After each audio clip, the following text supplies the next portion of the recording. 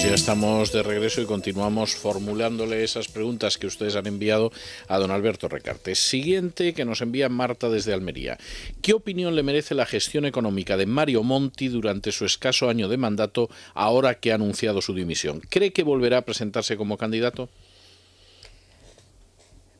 Italia, a principio de año, cuando finalmente sale Berlusconi del gobierno, o a finales del año pasado, tenía un problema con el déficit público no excesivo, me parece que estaba en torno al 4 o 4,5% de déficit público. No sabemos realmente cómo va a terminar este año 2012, y esa es la forma realmente de medir la gestión que ha hecho Monti. Yo creo que la información que tenemos es tan escasa y contradictoria como la que tenemos en el caso de España. Por tanto, habrá que esperar un par de meses o 3 meses para saber cuál es el resultado de su gestión. Sí es verdad que la confianza que despierta Monti en la Unión Europea y en la propia Unión Monetaria es superior a la de Berlusconi. Absolutamente, y ha permitido que lo que él decía que se iba a hacer finalmente se hacía, y no lo que decía Berlusconi que iba a hacer, que después no hacía o hacía exactamente lo contrario, y estaba Berlusconi estaba creando unas enormes incertidumbres en el seno de la Unión Monetaria, y desde ese punto de vista se ha ganado mucho. El propio logro de haber conseguido, y eso lo sabemos desde hoy, que el Banco Central Europeo supervise a la banca, a los 200 principales bancos europeos, pues yo creo que nunca habría sido posible con Berlusconi.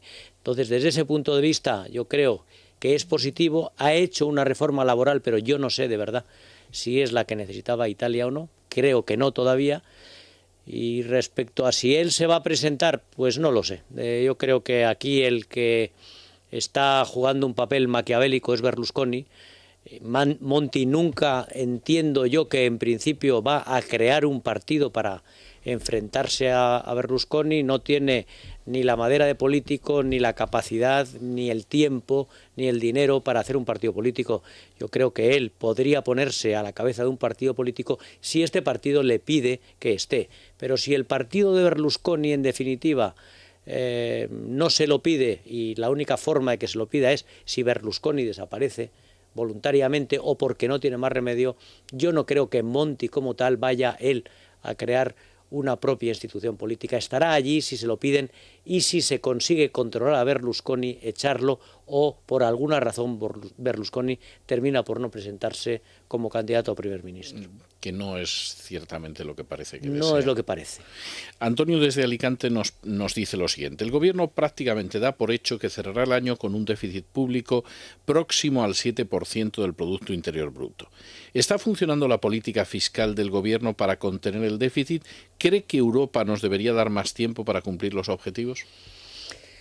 Tienes razón en lo de que parece que vamos a estar cerca del 7%, aunque no hay ninguna confirmación por parte de nadie, y Montoro unos días parece que está decidido a cumplir el 6,3%, aunque ahora yo más bien me inclino por pensar que quizá efectivamente, si va todo como parece que va desde el punto de vista de los ingresos, quizá estemos entre el 6,5 y el 6,8. ¿La política fiscal está funcionando? Pues yo creo que sí, básicamente, porque pasar de un 9%, que es donde terminó el déficit el año pasado, y en un momento de contracción económica, con el PIB cayendo en términos reales el 1,4, que es lo que al final parece que va a caer, haber sido capaces de reducir el déficit de ese 9% a menos del 7%, o incluso aunque sea el 7 o el 6,8 o el 6,9, es un logro increíble. Nadie ha conseguido un tal resultado. Ningún gobierno de un país democrático en una situación de este tipo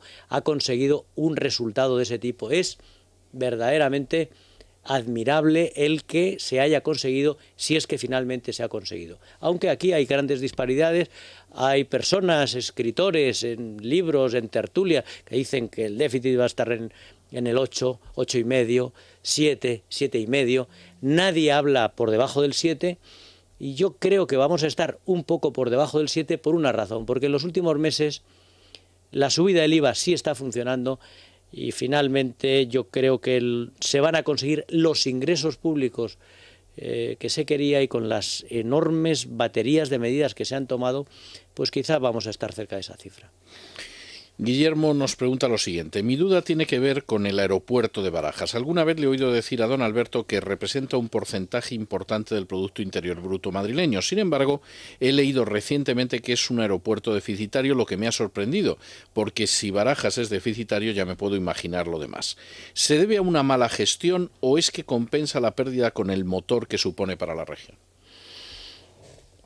Cuando se habla de que es un porcentaje elevado del PIB madrileño, es si se suma toda la actividad económica que está ligada a la existencia del aeropuerto de Barajas y empezamos a contar desde las líneas aéreas, no solo Iberia, sino todas las demás que operan en el aeropuerto, todos sus empleados, los empleados del propio aeropuerto como tal, de AENA, las compañías de transporte que ligan la ciudad y todo lo que es el entorno de Madrid con el aeropuerto, la carga, la descarga, las comunicaciones de todo tipo, el centro comercial.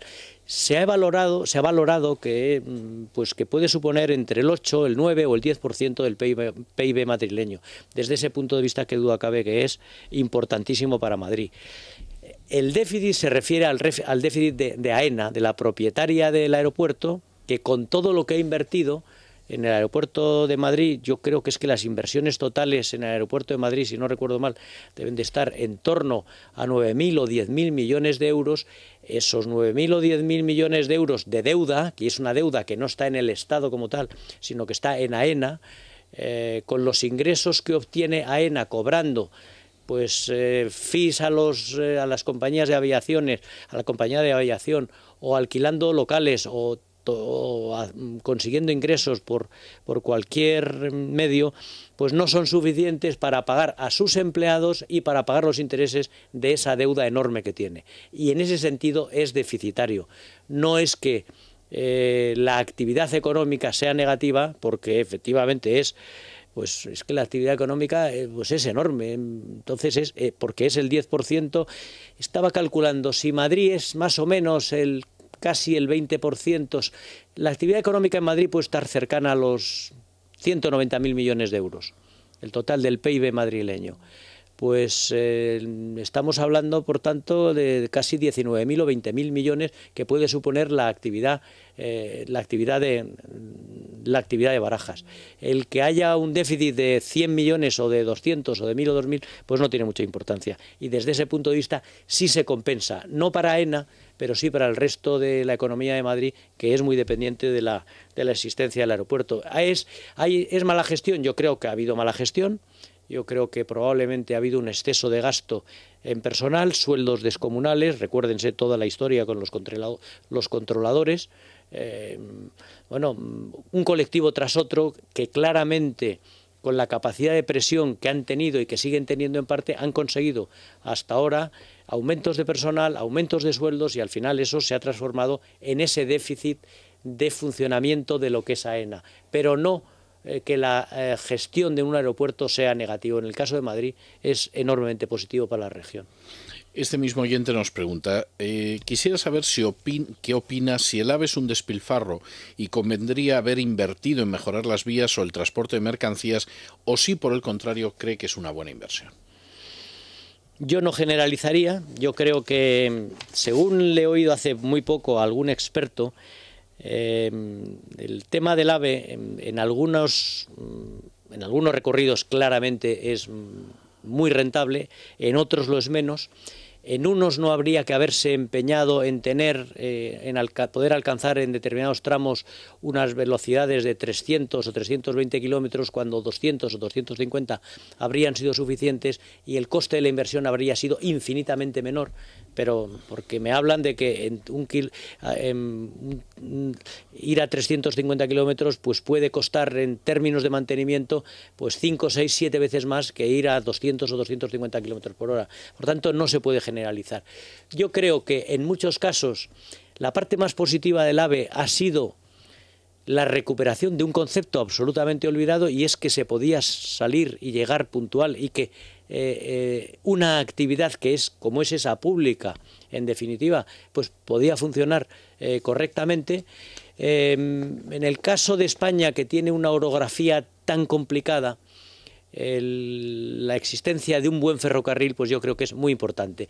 ¿Que se podría haber hecho gastando menos? Pues probablemente. Ahora mismo la ministra de Fomento ha planteado el que quizá lo que hay que hacer es añadir una tercera vía a las ya existentes para alcanzar, tener el ancho europeo y por ahí que funcionen los AVE que faltan por hacer, con una inversión infinitamente menor. A mí me parece que eso es lo correcto. Yo creo que hay que terminar algunos de los enlaces del AVE, hay que terminar el AVE a Galicia. El de Asturias merece la pena hacerlo porque yo creo que la parte más importante de la inversión está terminada.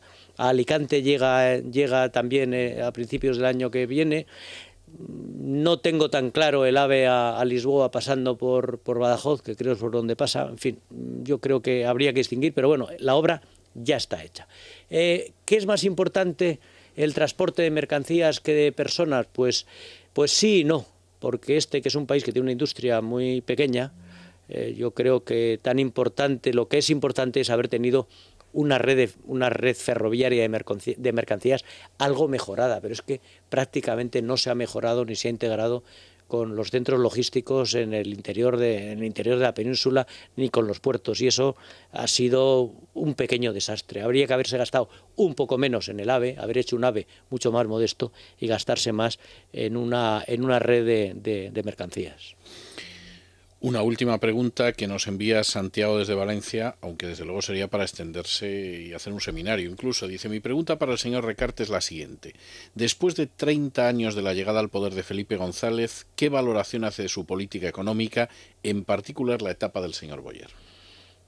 Yo creo que es una etapa absolutamente positiva. Yo creo que Miguel Boyer sigue siendo, desde mi punto de vista, quizá el mejor ministro de Economía que ha tenido España, al margen de decisiones con las que uno no pueda estar de acuerdo, propias de la soberbia de un partido que llega al poder con ansias y con una mayoría absoluta enorme. Me refiero al tema Rumasa y cómo se resolvió.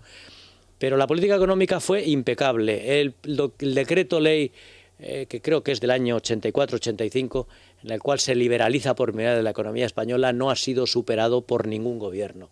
No tiene más remedio que afrontar y afronta toda la reconversión industrial fruto de las sucesivas revoluciones del precio del petróleo, y desde ese punto de vista pues yo creo que es muy de admirar. Pero yo distinguiría entre eso, el año 82 y el año 85, que es cuando Boyer es ministro de Economía, que repito, y lo que vino después, que es Solchaga, que ha sido la mayor catástrofe. Bueno, una catástrofe solo igualada por la combinación de Solbes y de Elena Salgado, que han sido tres ministros verdaderamente nefastos en la economía, y frente a ellos, naturalmente, pues Boyer brilla porque era más inteligente y porque las medidas que tomó pues eran mucho más racionales. Pues don Alberto, muchísimas gracias. Muy buenas noches. Nosotros hacemos una pausa y nos tomamos un respiro de cultura. Galería del Coleccionista presenta la colección